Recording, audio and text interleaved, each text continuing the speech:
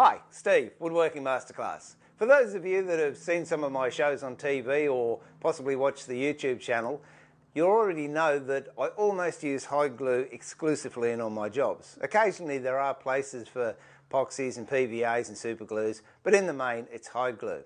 As a result of that, I've received many emails asking different questions about different aspects of how the glue works and what circumstances should I use it in, etc. But I had one the other day from a guy called Andrew, and he wanted to know how to mix it up. Well, I thought possibly there might be a few more of you out there that would like to know exactly the same thing. So instead of just answering his email, I decided to do a little video to show you how simple and how inexpensive it is to mix and make. So here we go. This is the glue. And as you can tell, it's little pellets of glue, sometimes called pearl glue, and sometimes this is referred to as pearl glue, not hide glue. All you do, put your pearl glue solids in a little container. These I buy at the supermarket. I think they're about 50 for $5 or something. And just fill the container with the little pearls. Then it's just as simple as adding water. Up to the top, what I generally do is grab a pencil and just break it up so I know that the water is getting to all the pellets. And that's it, glue's mixed. Now I'll leave that there, and while we're waiting for that to absorb all the water, it will become a gelatinous mass, as you'll see in about half an hour, 40 minutes. What I'd like to do is talk about different ways you can actually melt hide glue. There's a lot of things on the market. There's electric glue pots you can get, which are absolutely excellent. You can also use beautician double pots, which is an electric pot that beauticians use for hot wax.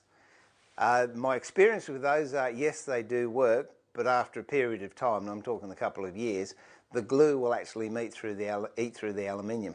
Or my favourite is the double glue pot. They come in various sizes. This is the one that I use most of. It's I don't know if you can see that, but 1 pint.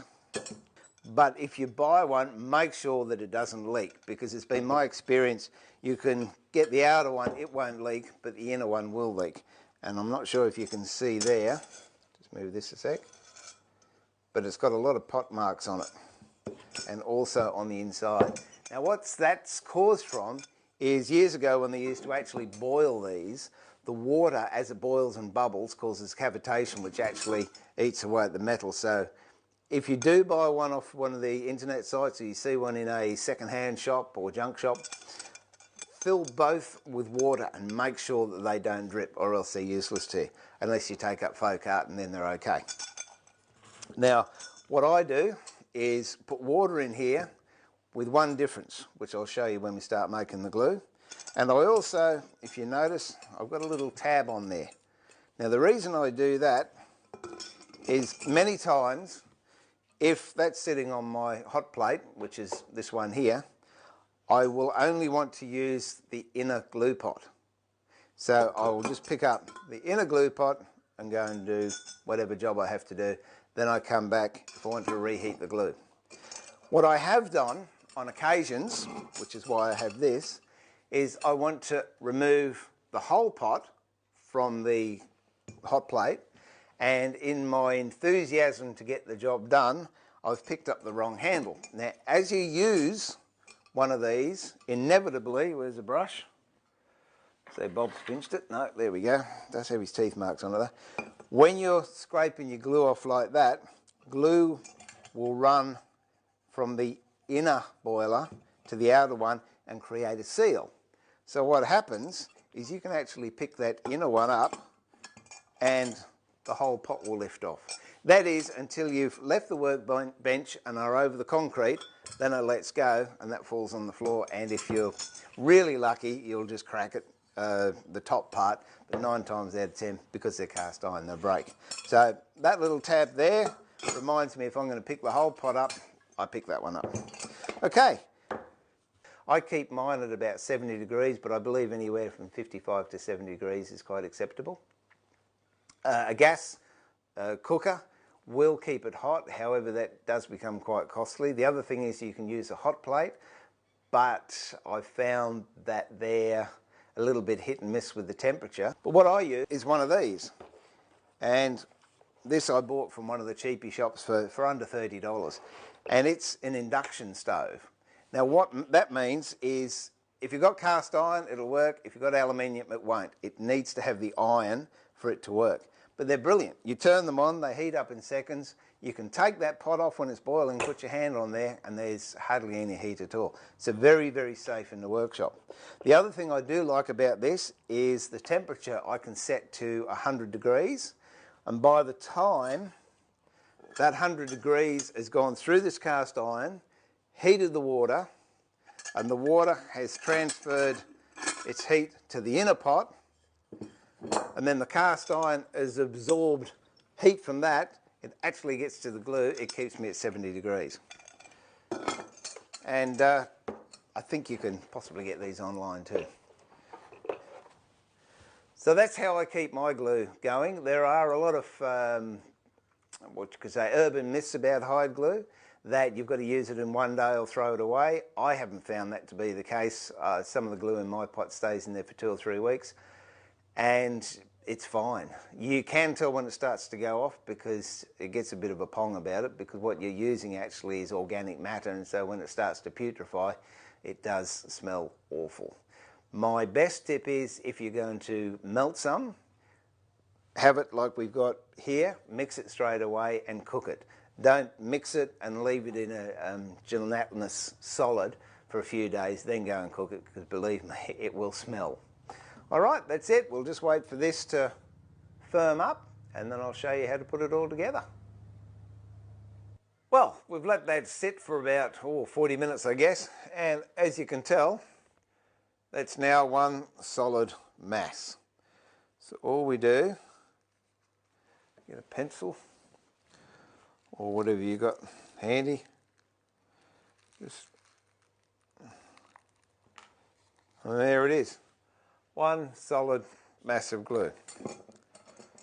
And normally, I just put it in the inner pot. At the moment I haven't filled it up, so I'll show you what I do. Ordinary water, whoops, a bit more than that. Might take 2, a bit more. So what you want, you don't want that much water in that when you put this in, the water splashes all over the side. So having a look at that, the water comes up to there. So what I add is radiator inhibitor. Just a little bit. And what that actually does, it prevents rust from corroding the outer boiler, and it keeps it all nice and clean, and also stops your inner pot from rusting. Now what I do, this is my induction hot plate, and because there's very little heat generated with it, quite safely you can put a bit of wax lunch wrap on the top. That stops the glue pot from gluing. We've got the inhibitor in there and the water. Simply put the inner pot in there. Now, that has got moisture in it and it will melt down, but experiences have showed me that when that melts down, it's very thick. So I generally give it a good squirt of water as well. There's no scientific formula, it's just suck it and see sort of thing. As you can see, it's off. Turn it on, hit temperature, bring it down to 100 degrees. That's all there is to it. Now, another thing, if you don't have a double boiler, quite effectively, if it's a small gap stop method, you can use a glass jar in a saucepan with boiling water in it. It will have the same effect, but look on some of the auction sites on site or garage sales and you're bound to pick one up. They range anywhere from $40 to $100. We'll just let that sit for a while and it'll melt down, and I'll show you the consistency of glue that I like to use. Okay, now the glue pot's been on for a while, and as you can tell, it started to melt. That to me is a little bit too thick. And again, there aren't any rules, there's not any measurements, it's just experience. Give it a shot of water, stir that in.